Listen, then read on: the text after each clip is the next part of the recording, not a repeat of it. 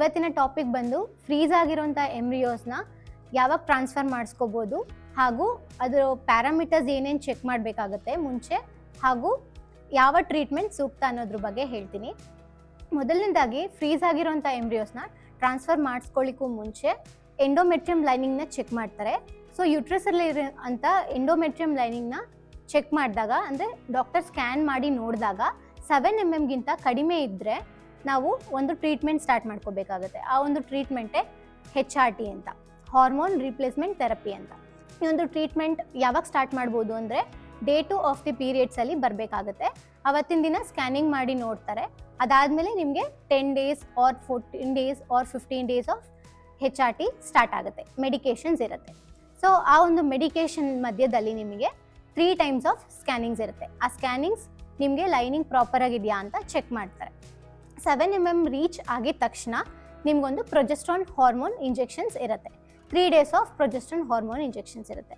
ಯಾಕೆ ನಾವು 3 days ಅಂದರೆ ನಮ್ಮ ವರ್ಧಾನ್ ಫರ್ಟಿಲಿಟಿ ಸೆಂಟರಲ್ಲಿ ನಾವು ಡೇ 3 ಫ್ರೀಸಿಂಗ್ನ ಮಾಡ್ತೀವಿ. ಅಂದರೆ 8 cell ಎಂಬ್ರಿಯೋಸ್ನ ಫ್ರೀಸ್ ಮಾಡ್ತೀವಿ.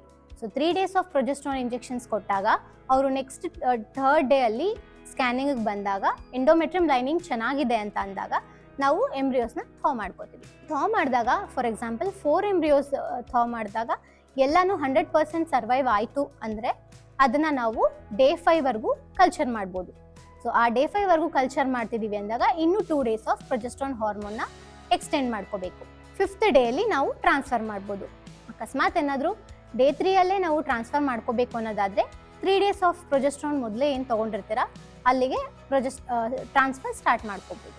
ಸೊ ಅವತ್ತಿನ ದಿನ ಟ್ರಾನ್ಸ್ಫರ್ ಆಗುತ್ತೆ. ಸೊ ಎಂಡೋಮೆಟ್ರಿಯಮ್ ಲೈನಿಂಗ್ ಚೆಕ್ ಮಾಡೋದ್ರ ಜೊತೆನೇ ಪ್ರೊಜೆಸ್ಟ್ರಾನ್ ಲೆವೆಲ್ ಕೂಡ ಪ್ರಾಪರ್ ಆಗಿರಬೇಕಾಗುತ್ತೆ. ಪ್ರೊಜೆಸ್ಟ್ರಾನ್ ಲೆವೆಲ್ 1ಗಿಂತ ಕಡಿಮೆ ಇದ್ದಾಗ ಆ ಟ್ರಾನ್ಸ್ಫರ್ಗೆ ಎಂಡೋಮೆಟ್ರಿಯಮ್ ರೆಡಿ ಇರುತ್ತೆ ಹಾಗೂ ಪ್ರೊಜೆಸ್ಟ್ರಾನ್ ಕೂಡ ಪ್ರಾಪರ್ ಆಗಿದ್ದು ಆ್ಯಂಡ್ ಎಂಬ್ರಿಯೋಸ್ ಕೂಡ ತುಂಬ ಚೆನ್ನಾಗಿದೆ ಅಂದರೆ ನಮಗೆ ಸಕ್ಸಸ್ ರೇಟ್ ಜಾಸ್ತಿ ಇರುತ್ತೆ ಅಂತ ಹೇಳ್ಬೋದು.